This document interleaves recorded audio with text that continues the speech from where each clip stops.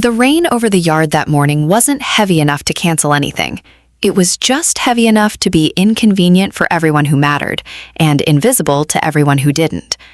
I stood at the edge of the reviewing area outside Bancroft Hall, holding 3 collapsible umbrellas, a garment bag, and my mother's good handbag, watching 4,000 midshipmen form up on Warden Field in dress whites that were somehow staying pressed through sheer discipline.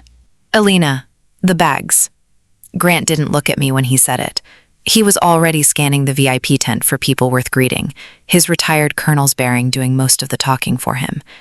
And open the umbrellas before the superintendent's party comes through, not after. We're not amateurs. I opened them. 3 black umbrellas, evenly spaced, angled against a wind that kept trying to invert them. Under the white event tent behind me, I could hear my stepfather introducing my mother to a rear admiral's wife, as though the two of them were old friends, though he'd almost certainly met her 90 seconds earlier. Beyond the tent, the yard did what it always does on a wet commissioning morning, went on being beautiful in spite of the weather. Bancroft Hall rising gray and enormous behind the reviewing stand, the bronze statue of Tecumseh streaked dark with rain, the way it had probably looked to every graduating class for 100 years. I had walked past that statue 100 times myself, on visits that never once involved anyone asking what I actually did for a living. It was easier that way, most years. Today it just felt like standing at the edge of a life I'd built entirely somewhere else, holding umbrellas for people who'd never once asked to see it. "And this is my stepdaughter, Elena," he said when the woman's eyes drifted my way, curious about the person holding all the gear in the rain. "She does something with computers. Very behind the scenes." He said behind the scenes the way another man might say unemployed.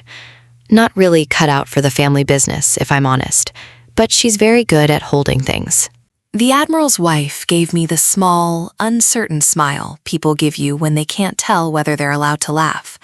I gave her the one I'd perfected over 19 years of exactly this. Pleasant, closed, gone before it could invite a follow-up question. It is a specific muscle, learning to make your face say nothing at all. I'd built mine at family dinners, the way other people build calluses. Under my raincoat, clipped to my belt where it had lived for 6 years, a small gray receiver I'd built from a hobby kit during a bad winter logged the ambient spectrum the way other people log their steps. It had started as a way to feel useful to myself again after the divorce, something quiet and precise I could do alone in an apartment that still smelled like someone else's coffee. It buzzed once against my hip, a texture in the static that didn't belong to rain. I didn't think anything of it yet. There is always noise at an event this size. Jammed radios, 100 phones hunting for signal, a Marine Corps band's wireless mics warming up somewhere behind the risers. I filed it the way I filed everything that wasn't urgent, and went back to holding the umbrellas at the correct angle. "Straighten your collar," Grant said, passing behind me on his way to greet someone else. "You're representing the family today too, you know, even from back here." I straightened my collar. Then Ethan came around the side of the tent in his summer whites, and every eye that had been drifting toward the woman with the umbrellas finally had somewhere better to land. My cousin, the word still didn't quite fit. He was Grant's brother's boy, raised close enough that no one had ever bothered to correct the term, looked exactly like what this family had spent 30 years hoping to produce.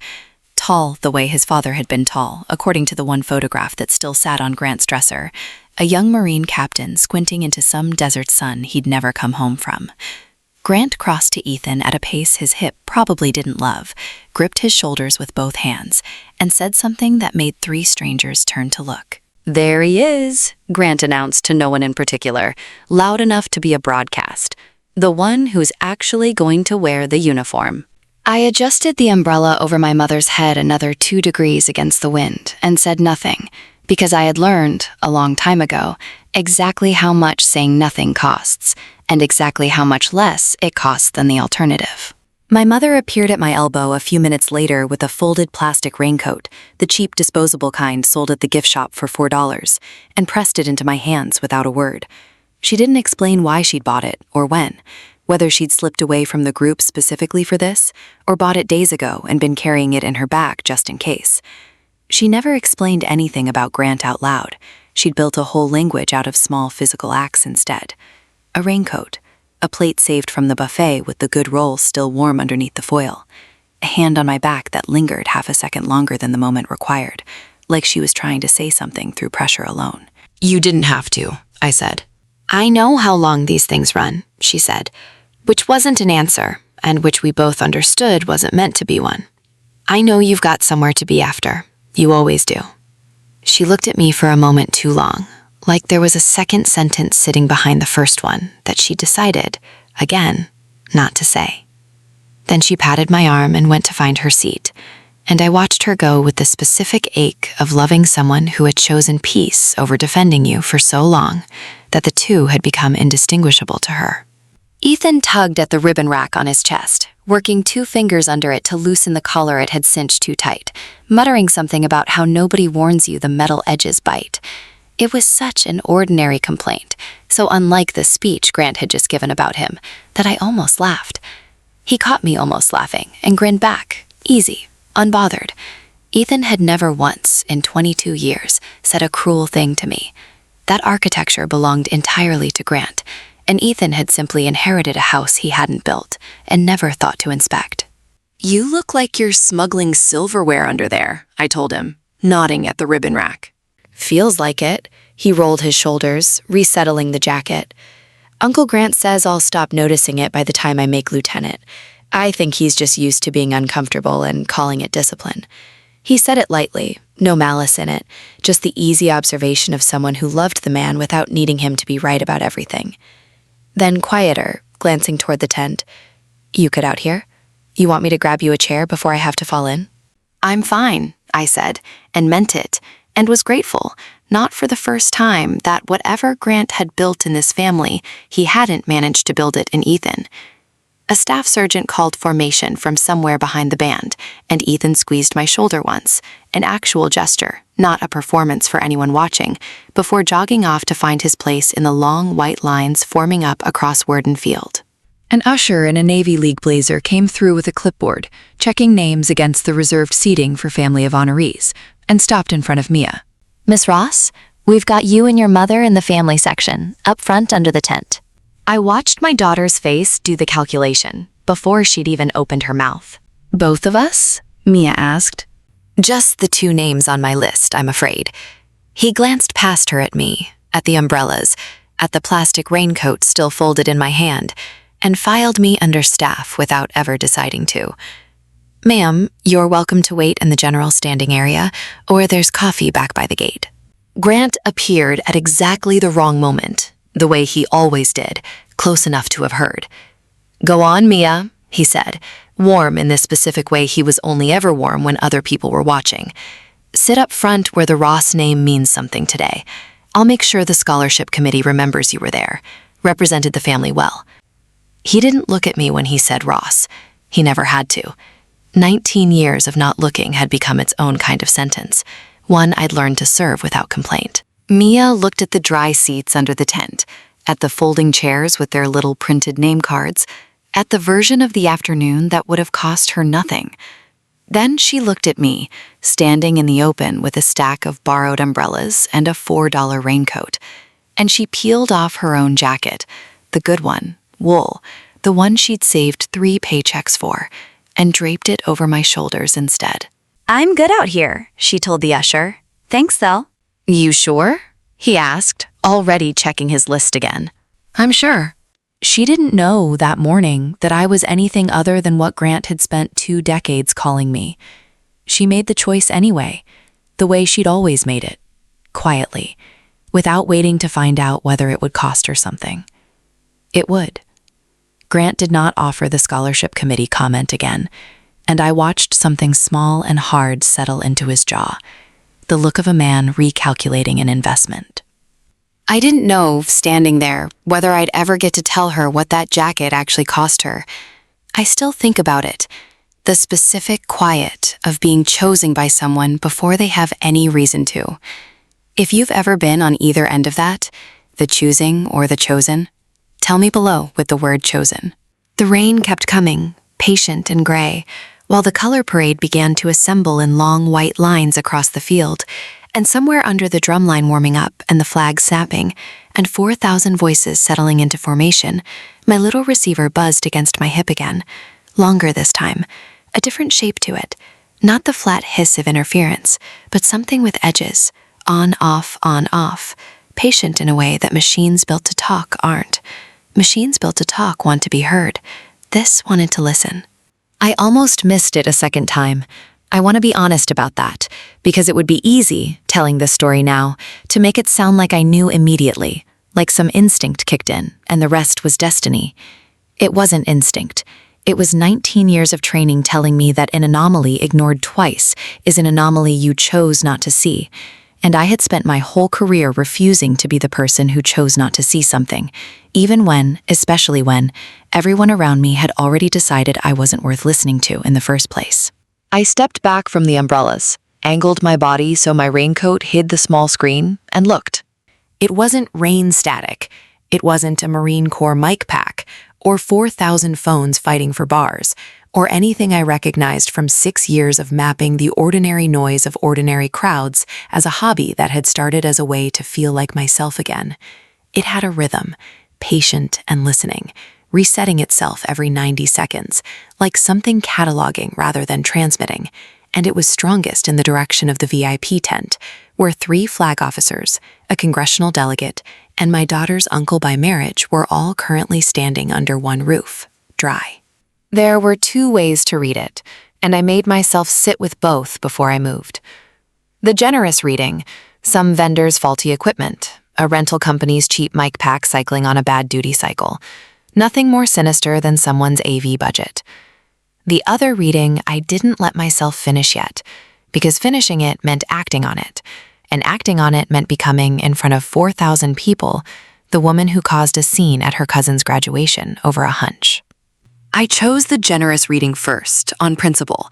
I always do. It's the only way to keep from becoming the kind of officer who sees threats in every shadow.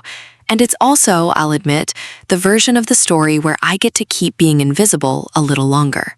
I gave it 4 more minutes to prove itself one way or the other. It did. The gate nearest the tent had a young petty officer posted at it. Event security, clipboard and lanyard, and an earpiece that probably connected to someone with real authority somewhere behind him. I approached him the way you approach anyone whose trust you need in under a minute. Directly, low voice, no wasted words. I need to flag something for whoever's running signal security for this event, I said. I'm seeing an RF pattern I don't think belongs here. He looked at the little gray receiver in my hand, at my rain-flattened hair, at the plastic $4 coat over a wool jacket that clearly wasn't mine, and I watched him do the same calculation the usher had done 20 minutes earlier. Not unkindness, just a very fast, very human sorting of who in this crowd was likely to be a credible source of information about a security threat, and who was likely to be someone's overwhelmed relative. Ma'am, I can't really... Is this like a Wi-Fi thing? There's a help desk by the visitor center for... It's not a Wi-Fi thing. I need someone from event security operations, not the help desk. Do you have credentials with the event? Family Pass isn't really... I have information. That should be enough to get someone 5 minutes of their time. He wasn't being cruel, and I want to be fair to him even now, because I have spent enough of my life being underestimated by people who had no way of knowing better that I try not to hold it against the ones who are simply doing exactly what they were trained to do with exactly the information in front of them. To him, I was a woman in a dollar store raincoat holding a homemade gadget, insisting something was wrong at an event with 4 separate layers of actual security. He reached for his radio anyway, more out of politeness than conviction, thumb hovering over the transmit button while he decided whether this was worth the embarrassment of asking his supervisor a question that might have an obvious answer. That was the moment Grant found us. "There a problem here, son?" Grant's voice arrived a half second before he did, already doing the work of establishing rank he no longer technically held. He had a gift for that, for filling a space with authority he'd retired from 15 years earlier, and most people never checked his math. "This is my stepdaughter. She gets nervous in crowds like this. Comes with the territory, spending all day at a desk instead of out where things actually happen." He clapped the young man's shoulder like they were old comrades sharing a joke about the family embarrassment. "Go on, focus on the real work. Don't let her hold you up. Grant. Elena. One word, flat. The tone he used on me the way other men clear their throat. Let the professionals handle security. You've done your part today. Go help your mother with the seating. The petty officer's hand came off his radio.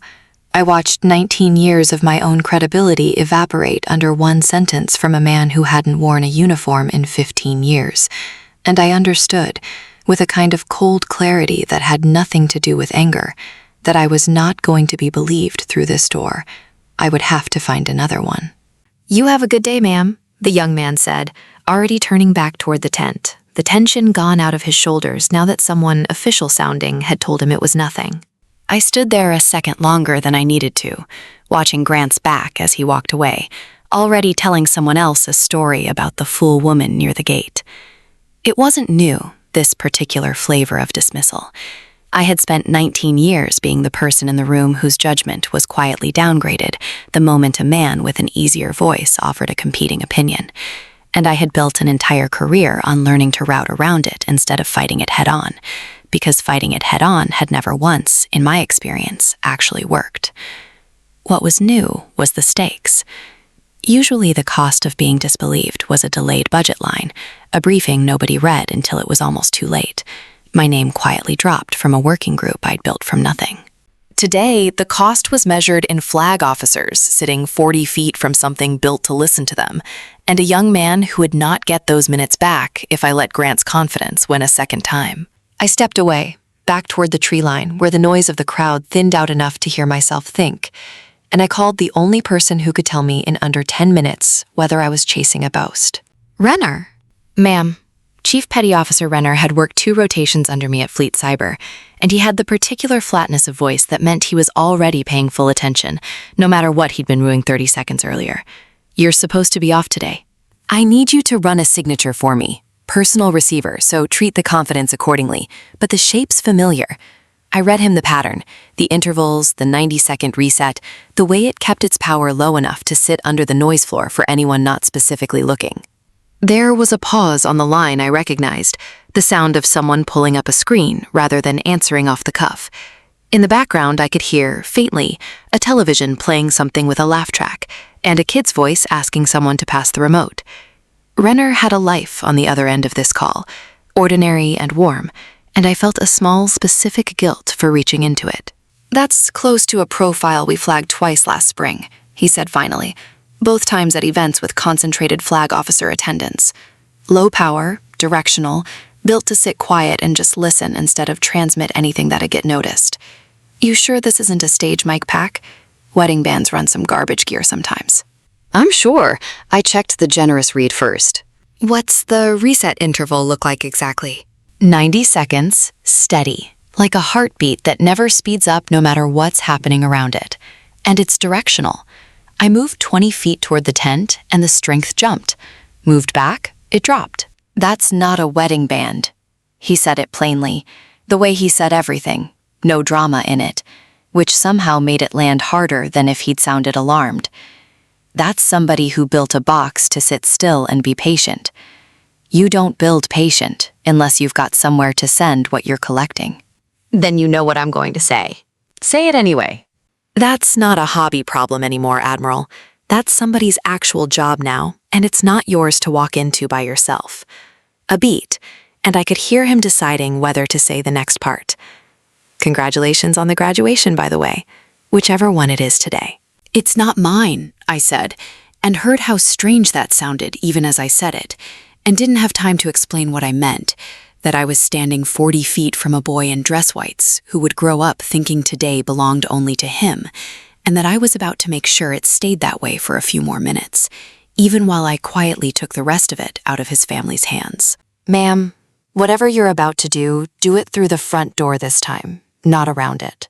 I stood under the dripping edge of a maple tree, with my daughter's jacket soaking through at the shoulders, and made the decision I had spent 19 years avoiding. Not the decision to report. I'd already tried that, twice, in the only voice anyone here had ever let me use. The decision to stop using that voice. I turned my back to the crowd, pulled up the number printed in small type on the back of every credential badge that wasn't mine, and called it. Operations, this is Petty Officer Alvarez.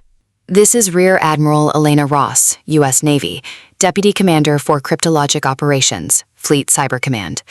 I said it plainly, the way you'd state it fact you'd stopped being embarrassed by a long time ago, because there was nothing left in me that day that had room for embarrassment. I'm reporting a probable unauthorized signals collection device operating within 100 meters of your VIP seating section, active for at least the last 25 minutes. I have logged intervals and can transmit them to your duty officer immediately. This needs verification, and it needs it now. The silence on the other end lasted exactly as long as it takes a 23-year-old on a headset to realize the sentence he just heard doesn't match the voice he expected to hear it in. Ma'am, Admiral, can you hold for verification? I can hold for 90 seconds, not longer. There are 3 flag officers and a congressional delegate sitting inside that collection radius right now, and every minute we wait is a minute of exposure we don't get back. 90 seconds is a strange unit of time to stand still inside. I counted it the way I count everything. Breath in for 4, hold for 4, out for 4, while the parade band somewhere behind me tuned up for the processional, and my mother, 30 yards away under a dry tent, had no idea her daughter was standing in the rain making a phone call that would end 19 years of a very specific kind of silence. A different voice came on the line at second 71, older, unhurried in the way that meant she'd made exactly this kind of call before. Admiral Ross, this is the duty officer.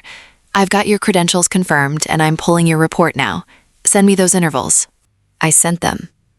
19 years of not saying my own rank out loud had ended in a phone call under a dripping maple tree to a stranger who had no reason to believe me and every reason to check. And I understood, standing there with wet shoulders and cold hands, that whatever happened next was no longer only mine to carry. I went back to the umbrellas because there was nothing else useful for me to do, and because disappearing longer than a bathroom break would explain would only draw the wrong kind of attention. Grant noticed anyway. "Where'd you wander off to this time?" he asked, not really asking, already turning back to the couple beside him. "Told you, she gets overwhelmed," he added to them, like an apology for weather. "Comes from spending too much time alone with a computer. No stamina for real occasions. Her mother used to worry about it. Didn't you, Diane?" My mother didn't answer. She was looking at me in a way she hadn't looked at me all morning. The folded raincoat forgotten in her lap.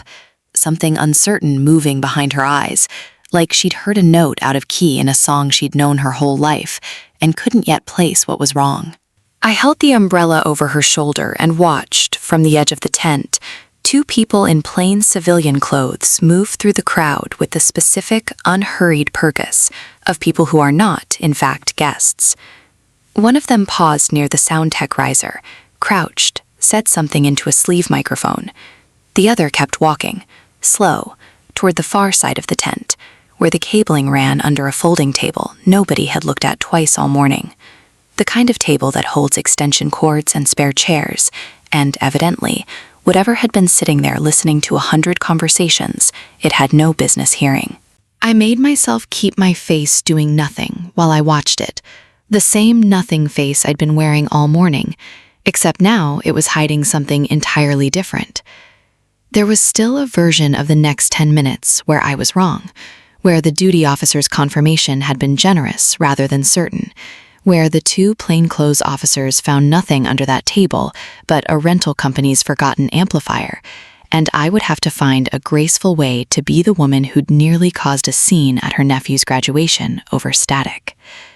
I let myself sit with that possibility too, the way I'd learned to sit with every possibility before it resolved into fact.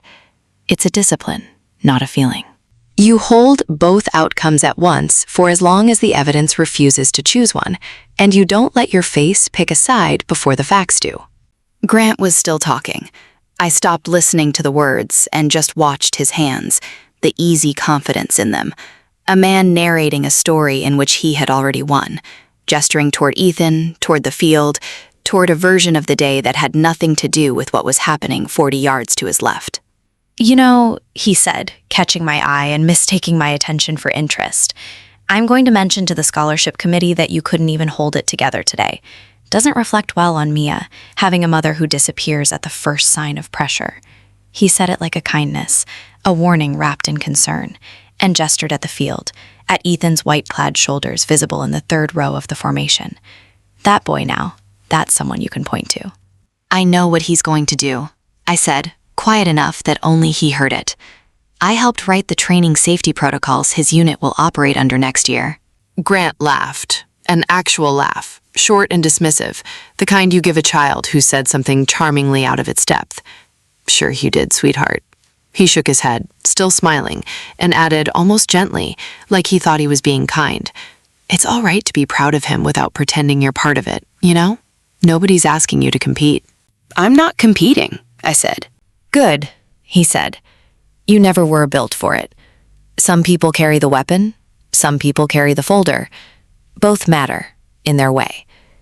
He said it like a benediction, like he believed in that moment he was offering me something generous, a place at the table that didn't require me to have earned anything, so long as I stayed in the seat he'd assigned. I let him have the laugh, and the benediction, and the seat. I had already spent the only currency that mattered on getting someone else to check, and I understood, in a way that didn't even sting anymore, that Grant's belief in me had never been the point of any of this. Then the loudspeakers crackled, and a voice that wasn't the ceremony announcer's asked everyone, politely, to remain in place for a brief security pause. No cause for alarm. Thank you for your patience. The crowd did what crowds do. A ripple of murmurs, phones lifting, someone behind me asking her husband if this happens every year. Grant turned to my mother with the particular delight of a man handed a mystery he assumed was beneath him. Probably some fool taking pictures too close to the delegation, he said. These things happen at big events. Nothing that concerns us. I didn't correct him. I had learned exactly how much correcting him from where I stood was worth, and I had already spent every card I had on getting someone else to check. So I stood there, under an umbrella I wasn't allowed to sit beneath, and waited to find out whether the last 25 minutes of my life had meant anything at all.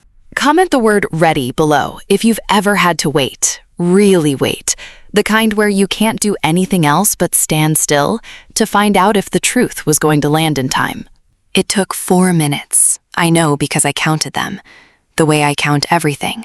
Breathing through my nose, watching the 2 plainclothes officers converge near the folding table and crouch, unhurried, professional, exactly like people who already know what they're going to find. One of them lifted something small out from under the table skirting, wrapped it carefully in a cloth, and walked it toward a black case sitting open on a cart by the sound booth. My mother's hand found my arm. "Elena," she said, low, just for me, "is that what you were doing before, when you disappeared?" Yes, I said. And Grant told that boy to ignore you. Yes. She didn't say anything else. She didn't need to. I watched her face do something I hadn't seen it do in years. Not surprise exactly, more like the settling of a suspicion she'd been carrying so long it had stopped feeling like a suspicion and started feeling like furniture. The band had gone quiet somewhere in the last 90 seconds without my noticing, and 4,000 midshipmen who had been standing at parade rest were now, almost imperceptibly, standing straighter, the particular stillness of an entire formation sensing that something outside the choreography was about to happen. A staff officer jogged up the side aisle toward the reviewing stand, carrying a single note card, and I watched him hand it off and step back, and I understood with a small lurch that whatever was written on it was about to leave my hands entirely. Then a woman in Navy service dress whites stepped up to the ceremony microphone, not the announcer, not the chaplain, but Vice Admiral Patricia Coleman, the superintendent of the United States Naval Academy, whose face I recognized from a briefing room 8 months earlier, and whom I was fairly certain had no idea I was standing 40 feet away from her in a plastic raincoat. "Ladies and gentlemen, thank you for your patience," she said, her voice carrying easily without strain, the particular calm of someone who has given 100 harder announcements than this one. A short while ago, this event's organizers received a credible report that helped our security team locate and secure a piece of unauthorized equipment near this seating area. There is no continuing threat to anyone present. I won't discuss the details of an active investigation, but I do want to say this. She glanced down at a note card someone had clearly run to hand her in the last 90 seconds, her eyes finding the words and then lifting again. The person who caught it is a guest of today's ceremony, and I'd like her to stand. Her eyes found me across the field with the unhurried precision of someone used to locating a single face in a formation of thousands. Admiral Ross, on behalf of everyone under this tent, thank you. The crowd's murmur changed shape. Not alarm exactly, but a kind of collective leaning forward, the sense of a story about to be told. Every head near the family section turned. I watched it happen the way you watch weather change. First the couple beside my mother, then 2 rows back, then Grant, whose mouth had opened at some point in the last 10 seconds and simply stayed that way. An old man holding a program he'd stopped reading, doing the same arithmetic the young petty officer at the gate had done an hour earlier. Except this time the numbers weren't in his favor, and there was no one left to hand the problem to. I didn't move. I want to be honest about that too. There was no cinematic straightening of my shoulders, no slow, triumphant walk toward the microphone. I stood exactly where I had stood for the last 3 hours, holding an umbrella over a folding chair, in a raincoat that cost $4, while several thousand strangers turned to look at the woman they had spent the entire morning walking past. Beside me, Mia had gone very still. I felt her hand find my sleeve, not gripping, just resting there, the way you touch something to confirm it's real. Mom, her voice was low, careful, like she was testing whether the words still fit the same way it had an hour ago. Admiral, that's not a volunteer thing. That's not a desk thing. No, I said. It's not. 19 years. She wasn't asking a question so much as assembling one out loud, piece by piece, the way I'd taught her, without meaning to assemble anything that mattered. You've been, this whole time, every time Grandpa Grant said... She stopped herself, and I watched her decide not to finish that sentence in public, on a wet field, in front of a woman 2 rows over who was still staring at us both. Instead, she just exhaled, something between a laugh and the release of a breath she hadn't known she was holding, and said, I gave up the dry seat for you, and I didn't even know what I was actually choosing. You didn't need to know, I told her, and meant it more than I'd ever meant anything. That's exactly why it counted. She didn't say anything else, just leaned her head briefly against my shoulder, soaked wool jacket and all, and we stood like that for a moment, while the crowd kept turning and murmuring around us. 2 women in the rain who had just found out, in very different ways, exactly how much the last hour had actually cost. Ethan found me with his eyes from the graduate formation, and even from that distance, I could see something in his face shift. Not shock exactly, something closer to recalculation. A young man rebuilding a sentence he'd believed his whole life. He didn't smile. He just looked, steady, for longer than a glance requires. And then a classmate beside him whispered something, and he had to face front again. But I saw it. I saw him start to understand. A few feet away, the Rear Admiral's wife Grant had introduced me to that morning as a woman who does something with computers, turned to look at me with an expression that had rearranged itself entirely, and gave me a small nod, the kind exchanged between people who suddenly understand they're standing in the same profession, after all. Grant turned to me. For the first time since I could remember, he didn't have a sentence ready. Elena, he said, and stopped there. The rest of whatever he'd meant to say apparently not built yet. I didn't fill the silence for him. I had spent enough of the morning filling silences on his behalf. The parade resumed 11 minutes later, on schedule, as if nothing had happened, because that is the specific mercy and cruelty of a well-run ceremony. It does not stop for anyone's reckoning, not even its own. I stood through the rest of it exactly where I'd been standing, and this time 3 different strangers offered me their seats under the dry edge of the tent, and I said no thank you to all of them, not out of pride, just because I had already gotten what I came for, and it wasn't a chair. Afterward, in the slow churn of families finding each other on the wet grass, a woman I didn't recognize touched my sleeve. My husband was at Fleet Cyber for 2 years, she said. He still talks about a briefing that changed how his whole unit thought about a threat they'd been chasing for months. He never said the name. I think it might have been you. She didn't wait for confirmation. She just squeezed my arm once and moved on into the crowd. And I stood there, holding 3 umbrellas, and understanding, for the first time that day, that somewhere out past this field, in rooms I'd never see, my work had been landing on people the whole time. It had just never landed here. Grant didn't speak to me again until the field had mostly cleared, until Ethan had been swallowed up by his classmates for photographs, until my mother had gone quiet in the particular way she got quiet when she was rehearsing a conversation she didn't want to have. When Grant finally did speak, it wasn't the apology I might have expected, the kind that comes fast and loud to get itself over with. It was a question, low enough that only I could hear it, stripped of every ounce of the performance he'd been running all day. "How long?" he said, not looking at me, looking instead at some fixed point out past the goalposts. "Have you been a rear admiral?" 14 months, I said. 19 years in the field before that. He absorbed the number the way a man absorbed something he should have known, and chose, for 2 decades, not to ask about. "I need to speak with you," he said. "Tonight. Not here." All right, I said.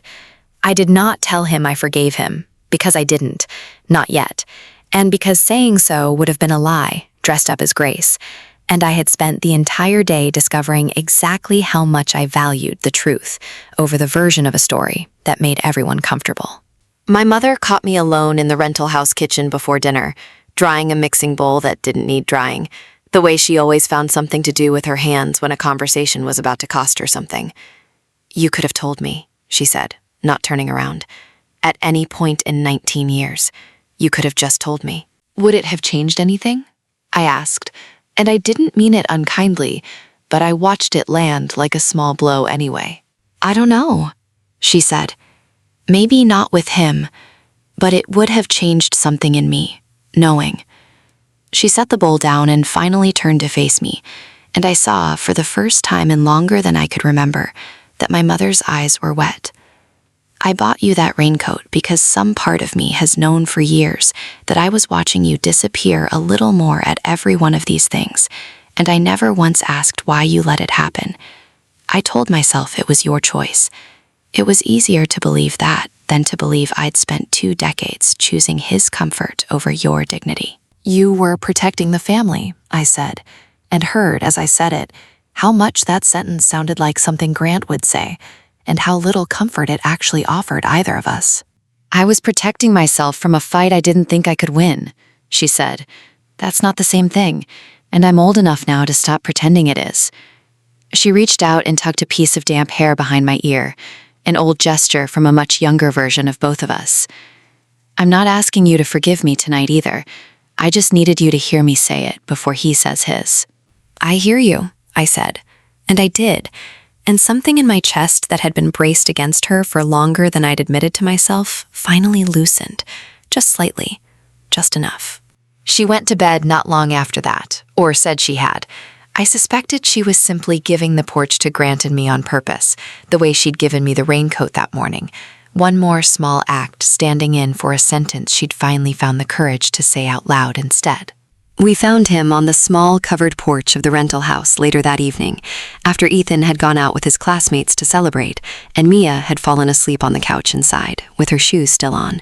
My jacket, hers technically, though neither of us had bothered to trade back, draped over her like a blanket. Grant was sitting with a glass of something he hadn't touched, staring at the rain still coming down in a thin, patient drizzle over the yard. The porch light caught the side of his face, and for the first time all day, he looked exactly as old as he was.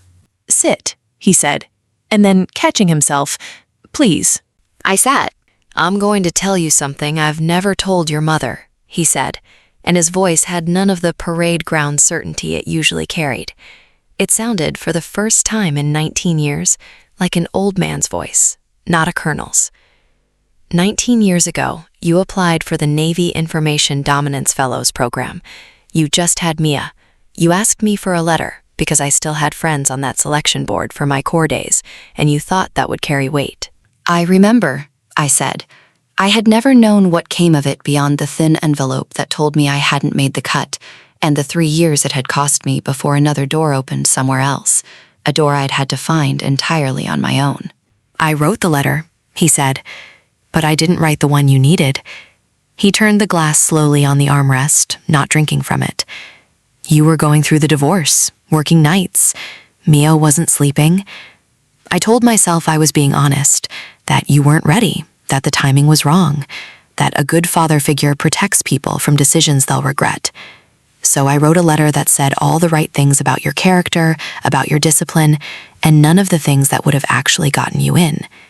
He looked at me then, and I watched something in his face that I had genuinely never seen there before in 38 years of knowing him.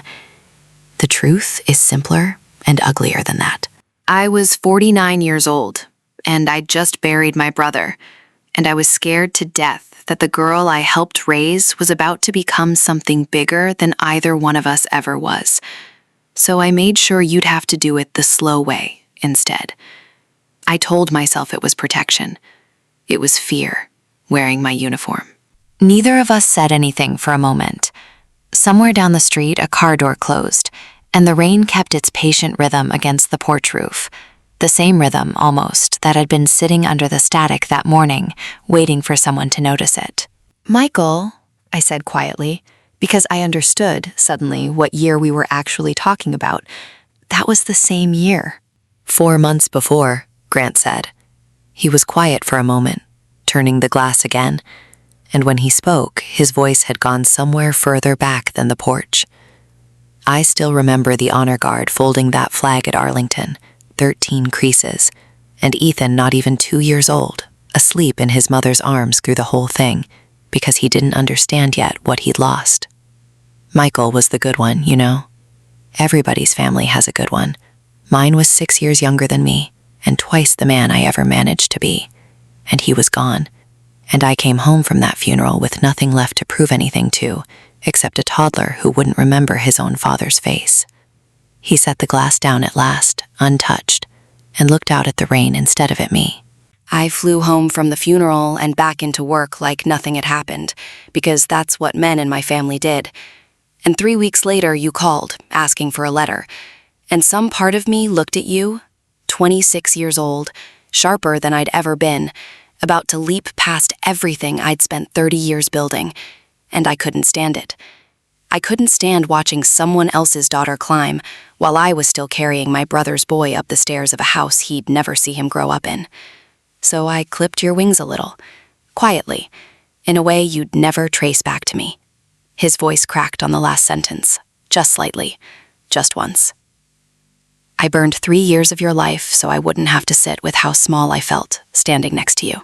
I reached out and put my hand over his on the armrest, not because the story was finished, and not because I was ready to call it forgiven, but because I recognized, underneath 38 years of bluster and borrowed authority, an old man finally telling the truth about a fear he'd been feeding since before I was old enough to notice it. I didn't need you to see the Admiral, Grant, I said. I needed you to see me, just the version of me that was already there, before any of this. I know that now, he said. I don't know if I knew it then. I'm not going to tell you I forgive you tonight, I said finally, pulling my hand back, needing the distance to say the rest clearly. I don't know yet if I do. But I need you to do one thing. And it isn't an apology, because an apology doesn't cost you anything. And I've had 19 years of things that don't cost you anything. Name it. That program still exists. Contact the Fellows Office. Put in writing what you just told me, that the letter you wrote 19 years ago didn't reflect what you knew about my qualifications and why. I'm not asking you to fix 19 years. I'm asking you to correct one document, so that whatever record still exists of that year says something closer to true. And I want you to tell Ethan the version of today that's actually true, not the version where I stumbled into a coincidence. He didn't argue. He didn't tell me it was ancient history or that the program probably didn't even keep files that old, or any of the half-dozen ways a man like Grant might have talked his way out of an actual cost. He just nodded, once, slow. The way I imagine he used to nod at orders he didn't love, but understood he was going to carry out anyway. "I'll call Monday," he said, "and I'll talk to Ethan tomorrow, before we all scatter." That's a start, I said. Not an ending. A start. We sat a while longer without talking, the rain thinning further, the porch light drawing one confused moth in slow circles above us. and I found that I didn't need him to say anything else. Some repairs happen in silence, once the necessary sentence has finally been spoken. The rest is just two people learning to sit in the same quiet, without one of them performing and the other one disappearing. Grant called the fellow's office before we left for the chapel. I heard him on the porch that morning, reading my rank and the date off his legal pad to someone on the other end, steady, like a man keeping the one promise he had left. Ethan's actual commissioning ceremony was smaller than the parade, tucked inside the chapel, and afterward we all stood outside on the chapel steps while he took photographs with his new gold bars, catching what little light made it through the clouds. He found me before the group photos started, still in his dress uniform, and didn't say much, just held out his hand, and when I took it, he pulled me into a hug instead, quick and a little awkward, the kind boys give when they haven't quite worked out the adult version yet. Uncle Grant told me, he said, quiet, just for me. This morning, all of it. He looked for a second like he wanted to apologize for 22 years of things he hadn't known enough to be sorry for. I didn't know. You weren't supposed to, I said. That's not the same as it being right. He nodded, like he was filing that away somewhere he'd come back to later, and then his classmates called him over for photographs, and he went, glancing back once. Grant found me at the edge of the group a few minutes after, holding nothing this time. No umbrellas, no garment bags, no borrowed jackets. He had one black umbrella in his hand, and without a word, without any of the performance from the day before, he stepped over and held it above both our heads. He didn't say anything profound. He didn't apologize again, out loud, in front of anyone. He just stood there, an old man in a good suit, keeping the rain off his stepdaughter for the first time in 19 years, while somewhere behind us, Ethan laughed at something one of his classmates said, and Mia leaned into my other side, warm and dry under her own jacket again, finally returned. And my mother watched the three of us from a few feet away with an expression I finally understood. Not relief that it was over, but relief that something true had finally been allowed into a house that had spent 2 decades furnishing itself around a lie. 3 years of a career I can't get back are still 3 years I can't get back. That part doesn't undo, and I've stopped expecting it to. What I've learned instead is that the difference between a family that heals and one that just gets quieter again is whether anyone is willing to do the slow, unglamorous work of actually fixing what they broke. A phone call to an old program office, a hard sentence said out loud on a rainy porch, an umbrella held without being asked, instead of just being sorry once, in public, and calling it finished. If you've ever had someone in your life finally show up, not with a speech, just with an umbrella, just by finally doing the one small right thing after years of the wrong ones, tell me about it in the comments with the word umbrella. And if this one meant something to you, hit subscribe. There's more where this came from, and I'd like you to be here for it.